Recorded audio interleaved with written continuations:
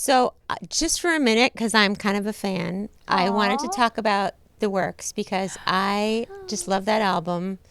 And I have been really intrigued by it for a long time that you took the words of Woody Guthrie and set them to music and worked with them. And I actually sang one or two of those songs in my band.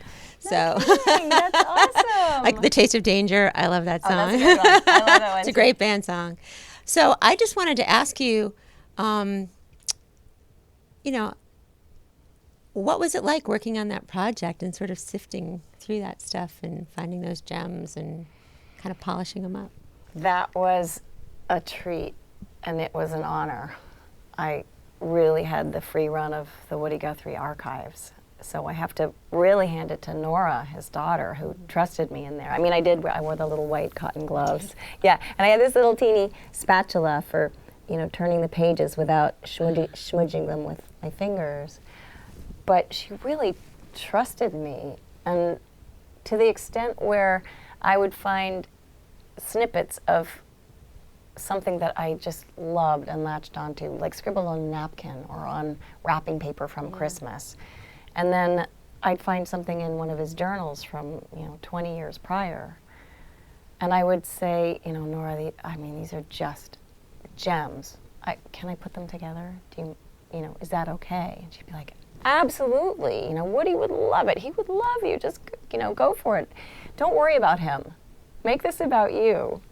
So I did, and I found the things that I was drawn to emotionally, because that's why I write. I write, I know it's finished, I know it's good if my stomach is just leaping and my heart is weeping. So I was so lucky to have had her blessing to go as far as I did and to reach into all the different bits and pieces and be able to put them together. So did you take pieces of what he wrote and then add your own work to that? Or did you just combine and pull out things? I kind of combined and pulled out and edited carefully. Okay. So I wasn't putting words in his mouth. They are Woody's words. But then you wrote all the melodies and Yeah, I wrote all arranged the them and the whole melodies and thing. the arrangements and stuff. So cool. It was really cool, and it was really painless in a very different way.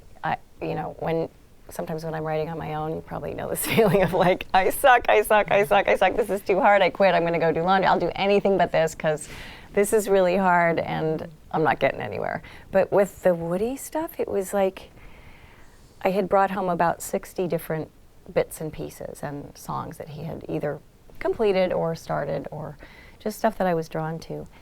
And so every day I would kind of flip through this three-ring binder I had put all of the pieces in.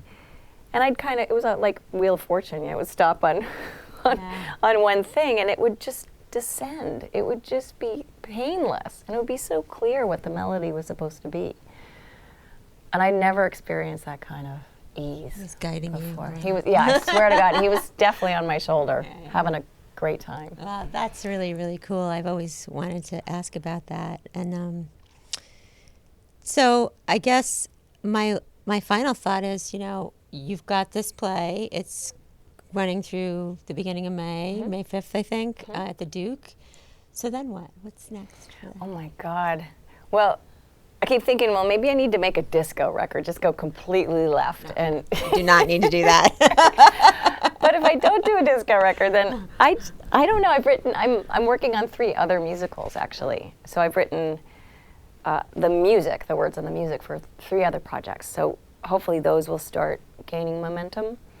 I also would love to tour this play to other cities. I think it's a really important story, and it's something that everyone relates to in that audience. Night after night, you see people sort of laughing and then crying and then oh my God, they recognize themselves, they recognize their mother, their sister, whoever. And it is this amazing release. People I think are feeling this permission to laugh at really hard stuff, to cry at really hard stuff, and to talk about really hard stuff. And I feel really powerfully that I want to keep engaging that audience. Yeah. And I guess a tour of something like that is different than touring just musically. I mean, where you'd go for one night and Yeah. move on.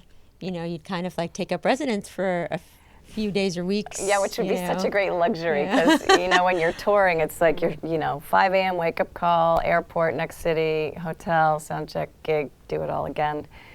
With a theater piece, you hopefully have 2 weeks, maybe 3 weeks in a theater. So you build it and you have a run, and then you move on. Yeah. Well, best of luck to you. I think the music is also fabulous. Thank you. As well as the story. So, Thank you. and thanks for coming by. My pleasure. Thank you.